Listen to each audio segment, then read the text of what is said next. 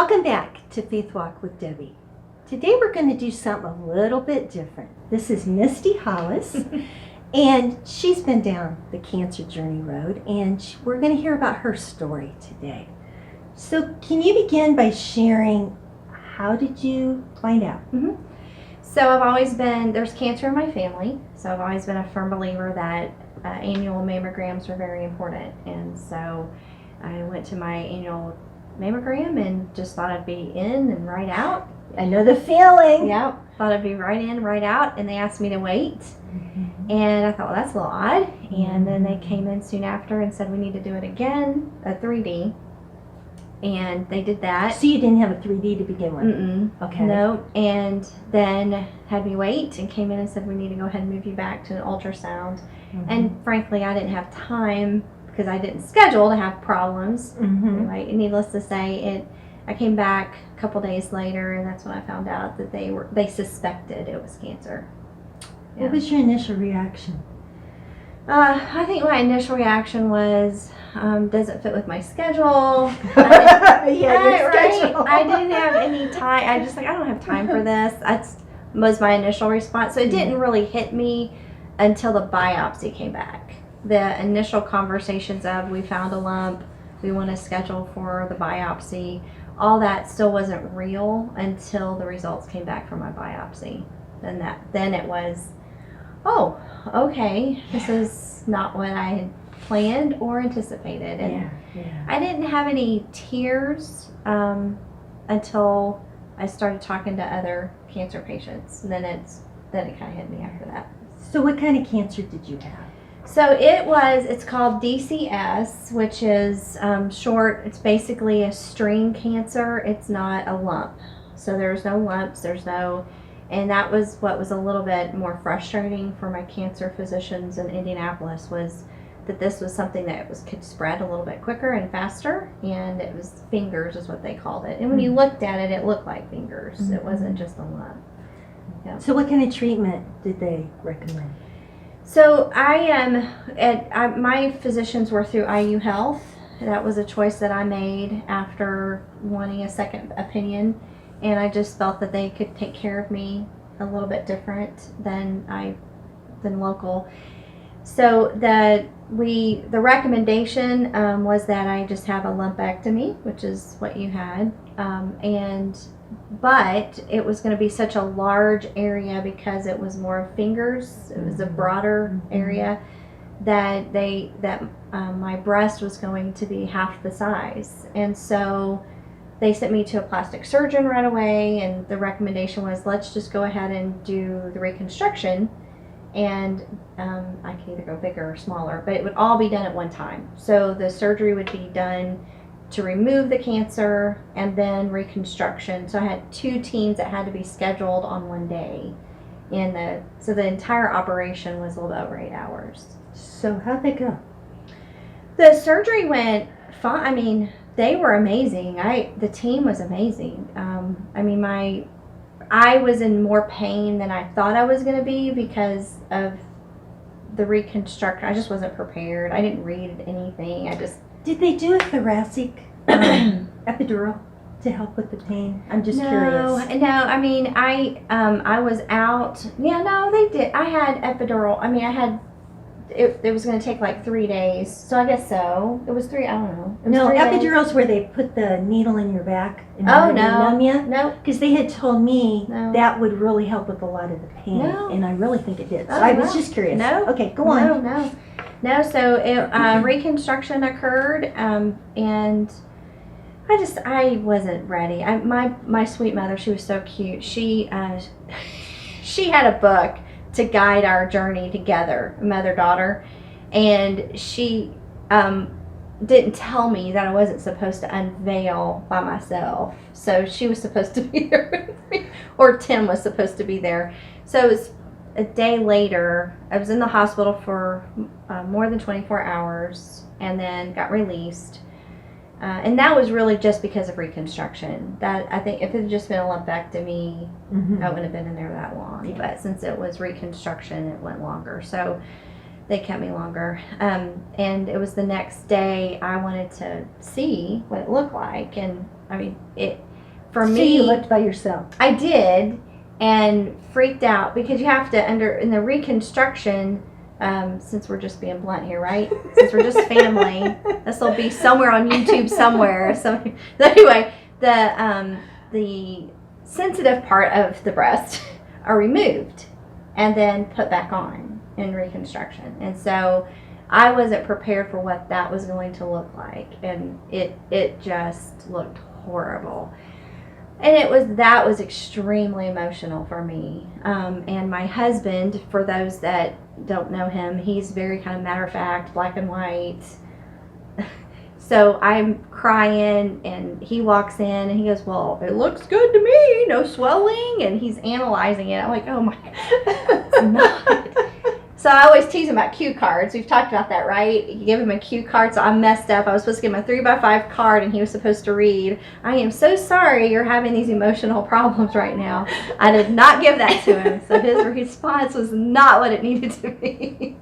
So yeah, so the Reconstruction part for me, it's my fault. I didn't ask enough questions. I can't believe you actually got to see it the day after. Yeah. Because I was, yeah. It wasn't completely day after because we, so I had surgery, stayed that night, so Okay. so it was like 48 hours basically that I unveiled. Okay. And then when Mom got there, she was so precious. She's like, "Now I got my book. Did you unveil?"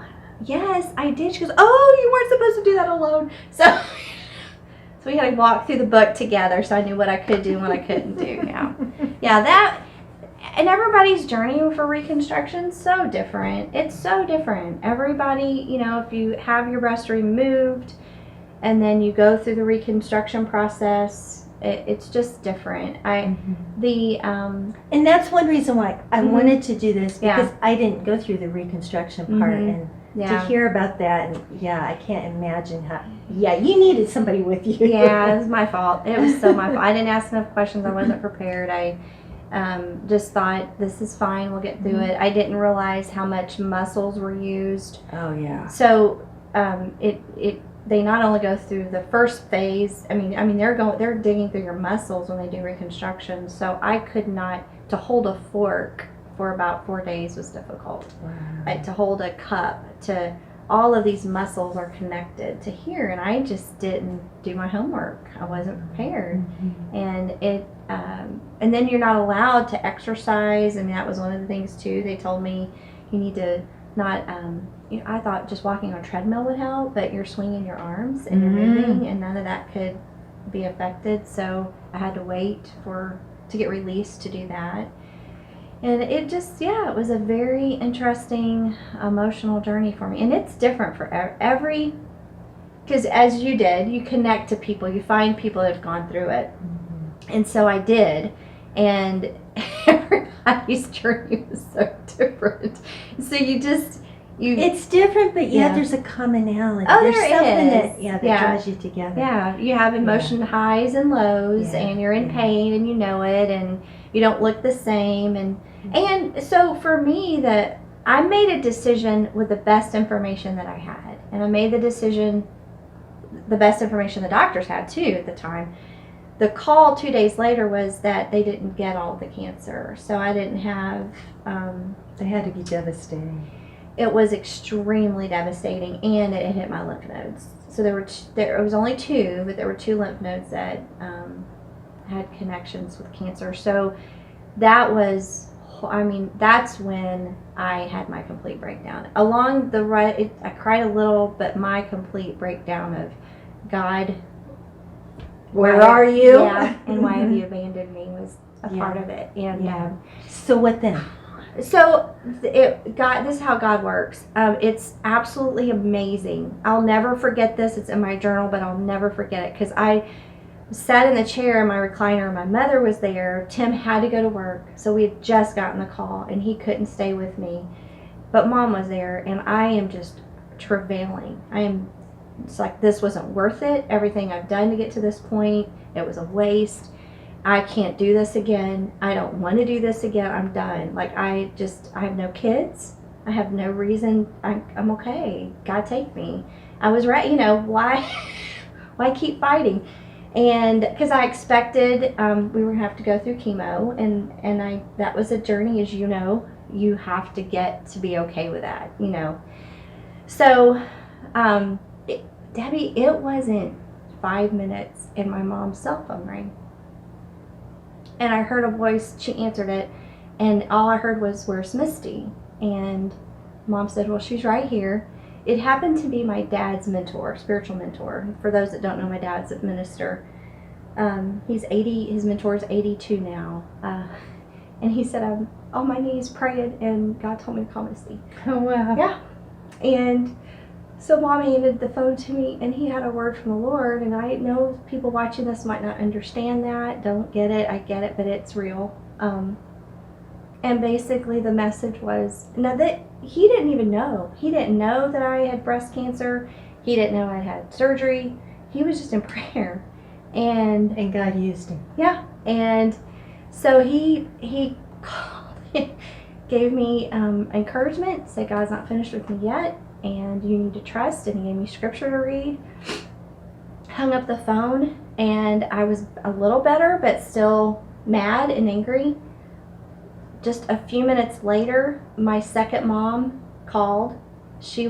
Her son died of brain cancer, and she was so one was in Florida and one was in Texas. Wow. Brother Sykes was in Florida.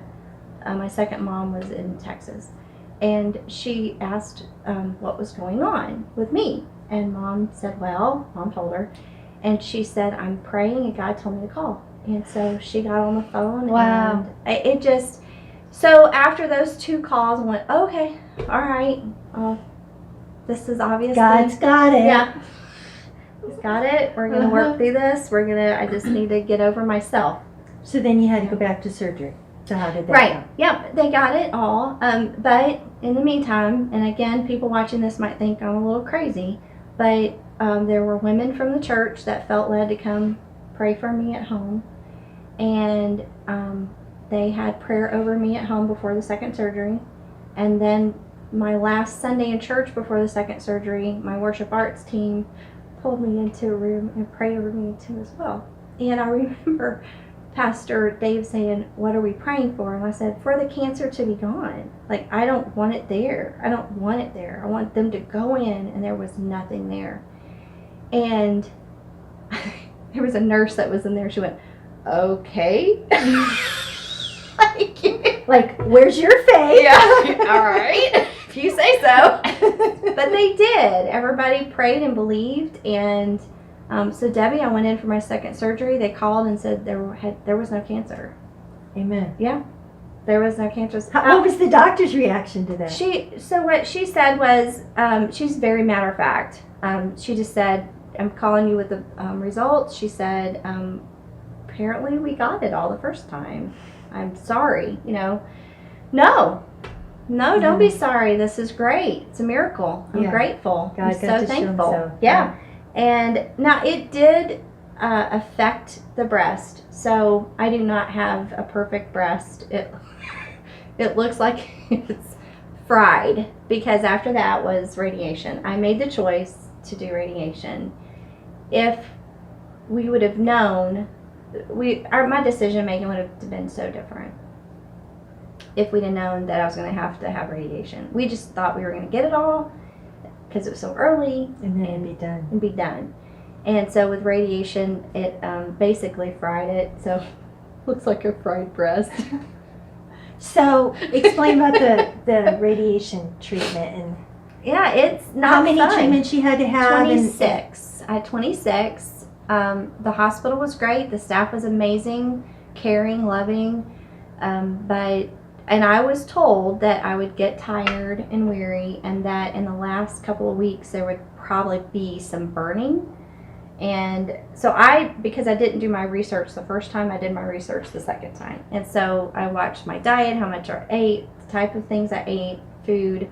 I believe in supplements. And so did they do it all the way up to the collarbone since it was in your lymph nodes? Yeah, they did the whole from here down to up here. Did you get burnt at all real bad right here? I did not up here. That is amazing. I did under the arm and around here. Okay. to the point where I couldn't wear a bra. I wasn't able to wear a bra for the last 2 weeks. Yeah, I wore extra large men's shirts, Yeah. with no bra, and I let the air come in. Oh yeah. So no bra for the last 2 weeks, and then I was so grateful because the burning was so bad in my leg, because they call it the boost. They boost it, so they did extra radiation. Okay, And I didn't hear so the burning was so bad that my mom actually came in and stayed with me the last 3 days because I was just miserable. I mean, I didn't go to work. I didn't those last 2 sessions because I like you. I just kept going to work. So I'd go to my treatment in the morning and then go straight to work. The last 2 weeks I started leaving around 3:30, but I could work from home, so it was a little different for me. Mm-hmm. But I didn't miss work at all until the last 2 sessions. And it was just because I was tired, and it was just the burning was so bad for me. And Do you want to share anything about the emotion? I remember you telling me that you cried a lot. And I remember at one point, because if you don't know, Misty has helped me through this to some degree. I don't remember what stage it was with radiation, but I left and I went out to the car and I just sobbed. And I was like, what's going on with me? And I called you, and it sounded like you cried more than I did through the thing. I cried my first day in. When you pull in and you see cancer patient, the first time I saw that, I'm like, oh my gosh, here we are. I'm gonna be here. No, no. So that reality of okay, that signs, and I appreciate the hospital doing it because it's nice to not have to fight for parking. And so I appreciate it, but it's just the reality of seeing it that I am still a cancer patient. I'm going in for treatment, and I had been talking to my best friend that day, and one of my best friends, and he actually showed up and greeted me at the door, and prayed with me. And I cried and cried and cried and cried. And so went in, and that first where they're setting you up and it's longer session, I cried during that whole thing. Because it was just like the reality of it. This is where I am, and we're still going through it. Did the tattoos hurt? And explain about the tattoo part.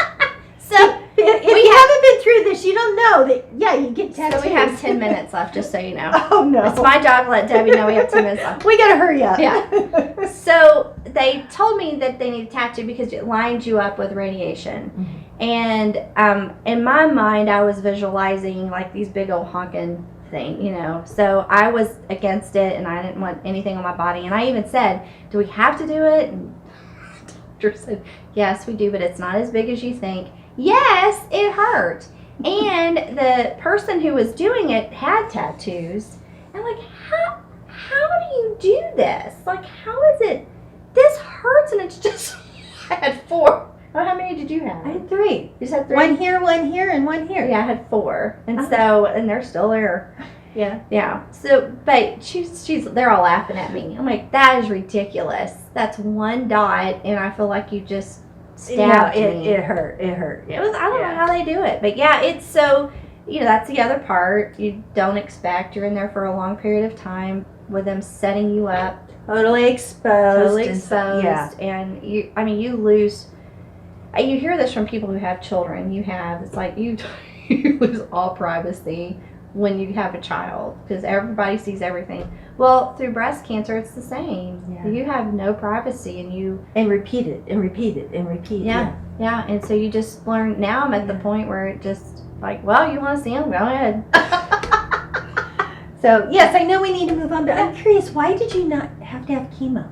So the place that I went specialized in breast cancer and in Indianapolis, and they had a special, I'm not going to get this right, I should have done this research before I came here, but there is a special way that when they take the cancer out, they analyze it, and it's in a lab for 2 weeks, and on a scale of 1 to 4, they measure the type of cancer you have and if chemo is really going to make a difference. So if you're 4, absolutely you have to have chemo.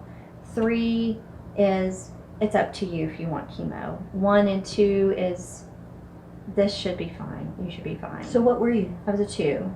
So Well, that's good. it was a blessing. A big blessing. And you got to keep your hair. I did. I did. I contacted 2 doctors that I knew, that surgeons here in town, Mhm. and asked their opinion, and both of them were like, "Oh my gosh, if they're doing that at your hospital, absolutely. It's like state of the art research. Do it." Awesome. And so Awesome. it was a blessing for us. Oh, it was a definitely. Yeah. very grateful. So, what was your support system? I had a very strong support system. The staff at the Y was very supportive. They really were. I mean, they tried their best to leave me alone but they were very supportive. When I came home, nobody called me, nobody emailed me for about a week, just to let me be alone, and they took care of everything. My husband was extremely supportive. I just could not. The doctor. We can't do it without him. Yeah, the doctor, my cancer doctor over in Indy, at one point looked at Tim and said, "You've not missed one appointment with her." Now I know things were different with you too. No, Wes went with me on Did he? almost all of Oh my them. gosh, Yeah, that's so awesome. he worked third shift and would not go to bed my and come to gosh, me. That Yeah. is so awesome.